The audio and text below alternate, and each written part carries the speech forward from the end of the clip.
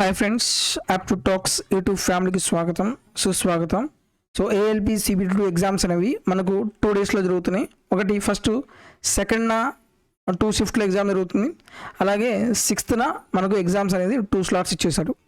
అయితే ఈరోజు మనకు 2 మేన ఎగ్జామ్స్ జరిగిందనమాట. ఈ 2 మేలో ఎగ్జామ్ పేపర్ లెవెల్ ఎలా వచ్చింది, అయితే పేపర్ అనేది డిఫికల్టీగా ఉందా, ఈజీగా ఉందా, క్వశ్చన్స్ ఎలా ఇస్తున్నాడు, పార్ట్ ఏ ఎలా ఉంది, పార్ట్ బి ఎలా ఉంది, ఏ పార్ట్లో క్వశ్చన్స్ స్టూడెంట్స్ అనేవి ఎక్కువగా డిఫికల్టీ ఫీల్ అవుతున్నారు, ఇది కంప్లీట్ ఎనాలిసిస్ అనేది ఈ వీడియోలో మీకు ఎక్స్ప్లెయిన్ చేస్తున్నాను. ఎందుకంటే చాలామంది మన సెకండరీ బ్యాంక్ జోన్లో చాలామంది స్టూడెంట్స్కి మనకు 6th ఎగ్జామ్ డేట్ అనేది ఉంది. కాబట్టి ఈరోజు జరిగిన పేపర్ అనాలిసిస్ని బేస్ చేసుకొని నెక్స్ట్ మనం 6th మేలో పేపర్ అనేది ఎలా అటెంప్ట్ చేయాలనేది మీకు చాలా క్లియర్గా ఎక్స్ప్లెయిన్ చేస్తాను. ఈ వీడియో డెఫినెట్గా చాలా యూజ్ అవుతుంది.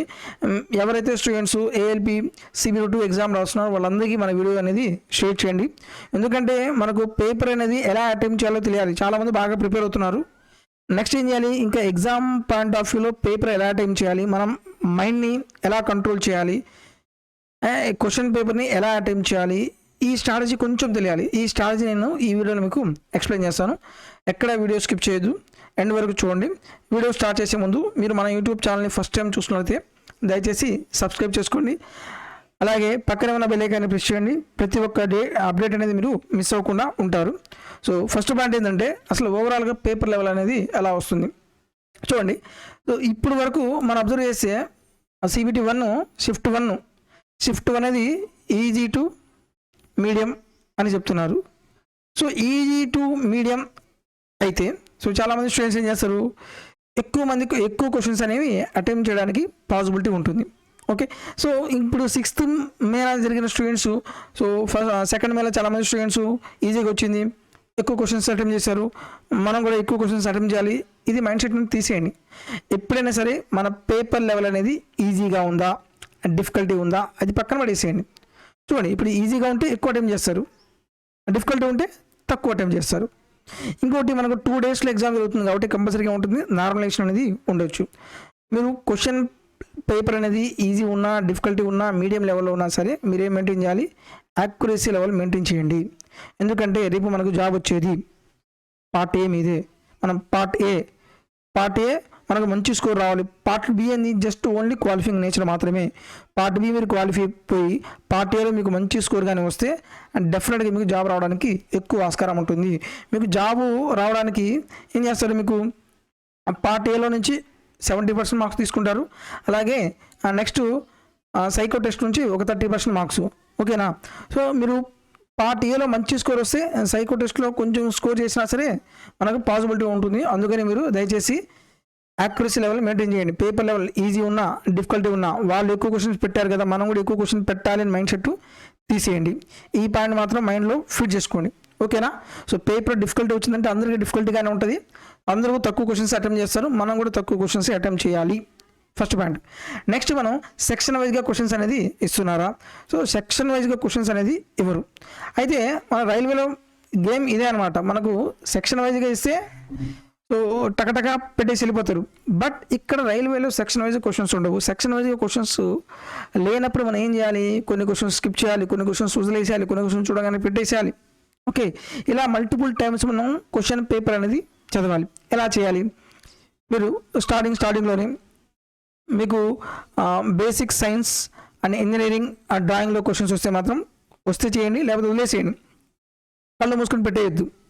ఓకే, ఇక్కడ ప్రతి మార్క్ అనేది మనకు చాలా ఇంపార్టెంట్. పొరపాటున కళ్ళు మూసుకొని పెట్టేశారా, అది రాంగ్ అయింది అనుకో, రాంగ్ పోతుంది, మనకు వచ్చిన మార్క్స్లో నుంచి మళ్ళీ మార్క్స్ కూడా కట్ అవుతాయి. అందుకని ఈ మిస్టేక్ మీరు చేయొద్దు. First question basic science engineering వచ్చింది, సో సెకండ్ క్వశ్చన్ మ్యాథ్స్ రావచ్చు, థర్డ్ క్వశ్చన్ మళ్ళీ బేసిక్ సైన్స్ ఇంజనీరింగ్ కావచ్చు, మళ్ళీ ఫోర్త్ క్వశ్చన్ జీకే రీజనింగ్ కావచ్చు, ఇలా క్వశ్చన్ రావచ్చు. అప్పుడు మీరు ఏం చేయాలి, మీరు బేసిక్ సైన్స్ ఇంజనీరింగ్ క్వశ్చన్స్ వస్తే పెట్టి లాస్ట్ స్కిప్ చేసేయండి. రీజనింగ్ క్వశ్చన్స్ కూడా అంతే, మీరు టక్ మనం చూడగానే వస్తే పెట్టేసేయండి, లేకపోతే స్కిప్ చేసేయండి. మీకు ఎక్కువ టైం పట్టేది మ్యాథ్స్, రీజనింగే. ఇవి వచ్చినట్టే ఉంటాయి, కానీ క్యాలిక్యులేషన్ పార్ట్ ఎక్కువ ఉంటుంది. ఓవరాల్గా మీరు ఒక పాయింట్ గుర్తుపెట్టుకొని, రీజనింగ్లో కానివ్వండి, మ్యాథ్స్లో కానివ్వండి, ఒక 7 క్వశ్చన్స్ ఉంటాయి అన్నమాట ఎగ్జామ్లో.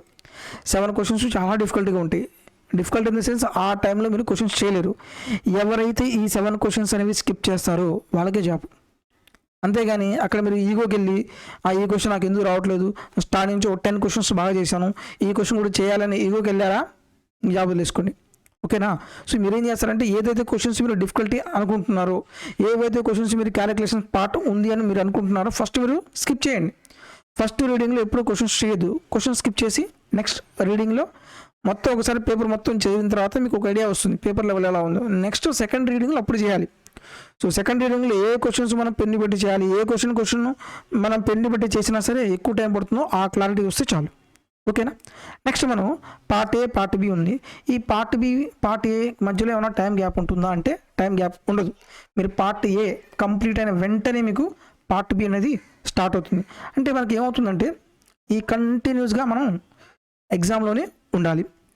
అయితే ఇంకో పాయింట్ మీరు ఏమైనా అబ్జర్వ్ చేస్తారంటే ఎలాగో 3-4 ఒక సెకండ్ ఉంది, 3-4-5 days టైం ఉంది కాబట్టి మార్నింగ్ స్లాట్లో ఉన్న వాళ్ళకి పెద్ద ప్రాబ్లం ఉండదు. ఎందుకంటే మార్నింగ్ 7:30కి వెళ్ళిపోతారు కాబట్టి ఫ్రెష్గా ఉంటుంది, బాగానే ఉంటుంది. బట్ మధ్యాహ్నం సెకండ్ షిఫ్ట్లో ఎవరికైతే ఎగ్జామ్ ఉందో వాళ్ళు మాత్రం కొంచెం ఏం చేస్తారంటే మీరు మాక్ టెస్ట్ మధ్యాహ్నం షిఫ్ట్లో రాయండి ఈ 3 days. ఎందుకంటే దానికి అలవాటు పడాలి మనం. ఎందుకంటే మధ్యాహ్నం బాగా ఎండగా ఉంటుంది, డిహైడ్రేషన్ బాగా ఎక్కువగా ఉంటుంది కాబట్టి మైండ్ పనిచేయదు. మీరు దాన్ని కొంచెం ఈ 3 days అలవాటు చేయండి. సో మధ్యాహ్నం ఉన్నవాళ్ళు మార్నింగ్ ఉన్న వాళ్ళకి పెద్ద ప్రాబ్లం ఉండదు. సో ఇక్కడ మనకు టైం గ్యాప్ అనేది ఏమీ ఉండదు. సో నెక్స్ట్ ఏంటంటే ఓవరాల్గా మనకు పార్టీలో ఏముంటాయి, పార్టీలో maths, reasoning, basic science, engineering and drawing. ఇక్కడ మనకు జిఎస్, జీకే క్వశ్చన్స్ లేవు. Okay? So basic science and engineering questions అనేవి ఎక్కువ ఇస్తున్నాడు. అయితే ఇక్కడ కూడా చూడండి మనకు మ్యాథ్స్లో క్వశ్చన్స్ అనేవి ఈజీగా ఉన్నాయి. సో చూడండి మనకి ఈజీగా ఉంటాయి, మీడియం లెవెల్ ఉంటాయి, డిఫికల్టీ లెవెల్ ఉంటాయి. And difficulty in the sense ఏంటిది, క్యాలిక్యులేషన్ ఎక్కువగా ఉంటుంది. ఈ క్వశ్చన్ జోన్కి అసలు వెళ్ళొద్దు. ఫస్ట్ రీడింగ్లో ఈజీ క్వశ్చన్స్ చేయండి, మీడియం లెవెల్ క్వశ్చన్స్ సెకండ్ రీడింగ్లో ఇవ్వండి, డిఫికల్టీ లెవెల్ క్వశ్చన్స్కి వెళ్ళొద్దు. సో మ్యాక్సిమం చాలామంది స్టూడెంట్స్ ఏం చెప్తున్నారు, ఈజీ టు మీడియం లెవెల్లో ఉన్నాయి, పెద్ద ప్రాబ్లం ఏమి లేదంటున్నారు. ఇంకొకటి advanced maths questions. So first షిఫ్ట్లో చాలా తక్కువ వచ్చినాయి అన్నారు. చూడండి ఫస్ట్ షిఫ్ట్లో తక్కువ వచ్చిన మాత్రాన నెక్స్ట్ షిఫ్ట్లో రావని కాదు. ఇక్కడ మొత్తం ప్యాటర్న్ మొత్తం ఎలా చేశాడంటే కొన్ని టాపిక్స్ తీసుకున్నాడు. ఆ టాపిక్లో నుంచి 2 questions 3 questions 4 questions అలా ఇస్తున్నారు. ఓవరాల్గా మీరు సిలబస్ చదవండి. ఫర్ ఎగ్జాంపుల్ మ్యాథ్స్ తీసుకోండి, టైమ్ అండ్ వర్క్లో క్వశ్చన్స్ 2 to 3 questions ఇచ్చాడు అనుకోండి. ఓకే? అలాగే నెక్స్ట్ షిఫ్ట్కి టైమ్ అండ్ వర్క్లో 1 ఇవ్వచ్చు. ఓకేనా? ఇక్కడ ఏం చెప్తున్నా అంటే ఈ షిఫ్ట్లో మాత్రం అడ్వాన్స్డ్ మ్యాథ్స్ క్వశ్చన్స్ కొంచెం తక్కువ వచ్చినాయి. అది కూడా ఎలా వచ్చినాయి, ఈజీ లెవెల్ క్వశ్చన్స్ డైరెక్ట్గా పెట్టేయచ్చు. మనకు నెక్స్ట్ షిఫ్ట్లో మాత్రం అడ్వాన్స్డ్ క్వశ్చన్స్ రావచ్చు. దానికోసం ఏం చేస్తాను అంటే ఈరోజు మీకోసం ALP 2024 అడిగిన అన్ని questions, maths questions, arithmetic questions కంప్లీట్గా ఒకేసారి మొత్తం అప్లోడ్ చేస్తాను. ఆ వీడియో మాత్రం ఎగ్జామ్కి వెళ్ళే ముందు దయచేసి కంప్లీట్ చేసేయండి. సో రీజనింగ్ క్వశ్చన్స్ కూడా ఏమవుతుంది, ఈజీగానే ఉన్నాయి reasoning questions. So basic science engineering questions కూడా ఈజీగానే ఉన్నాయి. బట్ జీకే జిఎస్ క్వశ్చన్స్ మాత్రం అసలు సిలబస్లో లేదు. ఓకే? సో పార్ట్ ఏ ఇది. నెక్స్ట్ ఇంకా పార్ట్ ఏలో మనకు ఏ టాపిక్లో నుంచి క్వశ్చన్స్ అనేవి ఎక్కువ ఎలా ఇచ్చారంటే మనకు బేసిక్ సైన్స్ మనకు డ్రాయింగ్లో నుంచి 5 to 6 questions ఇచ్చారు. డ్రాయింగ్లో నుంచి ఎన్ని క్వశ్చన్స్ ఇచ్చారు, 5 to 6 questions ఇచ్చారు. బేసిక్ సైన్స్ ఇంజనీరింగ్లో ఫిజిక్స్లో నుంచి ఒక 15 to 16 questions ఇచ్చారంట. అలాగే బేసిక్ సైన్స్లో నుంచి ఒక 5 questions ఇచ్చారంట. సో ఇలా మనకు క్వశ్చన్స్ అనేవి ఇవ్వడం జరిగింది. అలాగే నెక్స్ట్ మనం కంప్యూటర్ నుంచి కొన్ని క్వశ్చన్స్, ఎన్విరాన్మెంటల్ మీద కొన్ని క్వశ్చన్స్ అనేది ఇవ్వడం జరిగింది. ఓకే? సో క్వశ్చన్స్ లెవెల్ అనేది దాదాపు ఈజీగానే ఉన్నాయి. నెక్స్ట్ మనం 6th ఎలా ఉండబోతుంది అనేది మనం రెడీగానే ఉండాలి. అయితే చాలామంది స్టూడెంట్స్ డిఫికల్టీ ఫీల్ అయింది పార్ట్ బి అనేది డిఫికల్టీగా ఫీల్ అవుతున్నారు. ఎందుకంటే ఇక్కడ పార్ట్ బి ఏం చేశారు, ఎవరి ట్రేడ్కి సంబంధించిన క్వశ్చన్స్ వాళ్ళు ప్రిపేర్ అయ్యారు. ఇది బాగానే ఉంది. అయితే ఇప్పుడు ప్రెజెంట్ సిచ్యువేషన్స్ ఎలా ఉందంటే ఒక ట్రేడ్కి ఇంకో ట్రేడ్కి కనెక్షన్ ఉంది. ఓకే? ఆ కనెక్షన్ బేస్డ్ క్వశ్చన్స్ అనేవి ఎగ్జామ్లో అడుగుతున్నాడు. సో దీనివల్ల స్టూడెంట్స్ ఏమవుతున్నారు, కొంచెం డిఫికల్టీగా ఫీల్ అవుతున్నారు. సో మీరు ఈ 3 daysలో మళ్ళీ కొత్తగా ఏం ప్రిపేర్ అవ్వద్దు. మీరు ఇప్పటి వరకు ట్రేడ్ సబ్జెక్ట్ ఏదైతే చదివారో ఆ ట్రేడ్ అదే రివిజన్ చేయండి. ఎవరెవరో ఏదో చెప్పారంటే మళ్ళీ మీరు కొత్తగా సిలబస్ తీసుకొని మనం కొత్తగా ప్రిపరేషన్ చేయొద్దు. ఒకవేళ చదివినా సరే మైండ్లో గుర్తుండదు. నా రిక్వెస్ట్ ఇది. మీరు ఆల్రెడీ ఏదైతే చదివారో మళ్ళీ చదివిన దాన్ని మళ్ళీ మొత్తం రివిజన్ చేయండి. ఇలా రివిజన్ చేస్తే మీకు యూజ్ అవుతుంది. సరేనా. సో పార్ట్ బి మాత్రం కొంచెం డిఫికల్ట్గా ఉన్నట్టు స్టూడెంట్స్ చెప్తున్నారు. అయితే ఇప్పుడు మే 6న ఆ పేపరు మనం ఎలా అటెంప్ట్ చేయాలి? మే 6న సో మార్నింగ్ స్లాట్లో ఉన్నప్పుడు ప్రాబ్లం లేదు. సెకండ్ షిఫ్ట్లో ఉంటే మీరేం చేస్తారు, ఈ 3 days సెకండ్ షిఫ్ట్లో అదే సేమ్ టైమింగ్ తీసుకొని మాక్ టెస్ట్ రాయండి. ఎందుకంటే ఆ క్లైమేట్కి మనం కొంచెం అడాప్ట్ అవ్వాలి. ఒక వాటర్ బాటిల్ తీసుకెళ్ళండి, ఓకే. ఎందుకంటే మనకు డీహైడ్రేషన్ అయిపోతే బ్రెయిన్ పనిచేయదు. డీహైడ్రేషన్ అవ్వకుండా ఎక్కువగా వాటర్ లెవెల్ తీసుకుంటూ ఉంటే మంచిది. నెక్స్ట్ పేపర్ లెవెల్ ఈజీనా, మీడియం లెవెలా, డిఫికల్టీ లెవెల్ ఎలా ఇచ్చినా సరే మనం అటెంప్ట్ చేయాలి, ఓకేనా. సో ఈజీ వచ్చినా రాయండి, మీడియం లెవెల్ వచ్చినా రాస్తాం, డిఫికల్టీ లెవెల్ వచ్చినా సరే రాస్తాం. అయితే ఈజీ లెవెల్ వచ్చినప్పుడు బాగానే ఉంటుంది, కొంచెం డిఫికల్టీ లెవెల్ వచ్చినప్పుడు ఏమవుతుంది, మన కాన్ఫిడెన్స్ తగ్గిపోతుంది. డిఫికల్టీ లెవెల్ వచ్చినప్పుడు మన కాన్ఫిడెన్స్ తగ్గుతుంది. డిఫికల్టీగా వస్తే మీకొక్కరికి డిఫికల్టీ కాదు, అందరికీ డిఫికల్టీని. అప్పుడు మీరేం చేయాలి, ఈ డిఫికల్టీ వచ్చినప్పుడు మనం ఏం చేయాలంటే యాక్యురసీ మెయింటైన్ చేయాలి. This is the success for the key success. ఇది మీరు సక్సెస్ అవ్వాలంటే యాక్యురసీ మెయింటైన్ చేయండి. చాలామంది స్టూడెంట్స్ ఇక్కడ ఏం చేస్తారంటే ఇంకా కాన్ఫిడెన్స్ పోతే పోనీలే ఇంకా మొత్తం క్వశ్చన్స్ మొత్తం అటెంప్ట్ చేద్దామని అనుకుని దాదాపు మ్యాక్సిమం క్వశ్చన్స్ ఏం చేస్తారు, అటెంప్ట్ చేస్తారు. ఇలా అటెంప్ట్ చేయడం వల్ల ఏమవుతుంది, నెగిటివ్ మార్క్స్ అనేవి ఎక్కువ వస్తాయి. నెగిటివ్ మార్క్స్ వస్తే ఏమవుతుంది, కట్ ఆఫ్కి రీచ్ అవ్వలేరు, సరేనా. సో నా రిక్వెస్ట్ ఏంటంటే పేపర్ డిఫికల్టీ ఉన్నా పర్లేదు, డిఫికల్టీ ఉంటేనే మంచిది. కట్ ఆఫ్ తక్కువ ఉంటుంది, నార్మలైజేషన్ ఇంకా మార్క్స్ ఎక్కువ పెరుగుతాయి. మీరు చేయాల్సిన ఒకటి, మీకు ఎన్ని క్వశ్చన్స్ అయితే వస్తాయో అన్ని క్వశ్చన్స్ కరెక్ట్గా యాక్యురసీ మెయింటైన్ చేయండి, ఓకే. ఒకవేళ 50-50 ఛాన్సెస్ క్వశ్చన్ ఉంటే అప్పుడు మీరు కళ్ళు మూసుకొని పెట్టేయచ్చు, ప్రాబ్లం లేదు.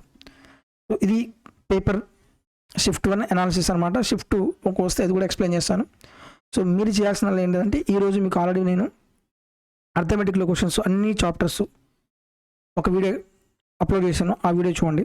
అలాగే మ్యాథ్స్కి సంబంధించిన అన్ని చాప్టర్స్ ఏఎల్పి 2024లో అడిగిన క్వశ్చన్స్ మొత్తం చాప్టర్ వైజ్గా డివైడ్ చేసి ఎట్ ఏ టైం సింగిల్ వీడియోలో మీకోసం అప్లోడ్ చేస్తున్నాను. ఈ 2 వీడియోస్ కానీ మీరు చూస్తే డెఫినెట్గా మీకు చాలా చాలా యూజ్ అవుతుంది. ఈ 3 daysలో చేయాల్సింది ఈ వీడియోస్ చూడండి, మాక్ టెస్ట్ రాయండి, 3 days మాక్ టెస్ట్ బాగా ప్రాక్టీస్ చేయండి. ఎగ్జామ్కి ముందు మాత్రం కంప్లీట్గా రెస్ట్ తీసుకోండి, ఓకే.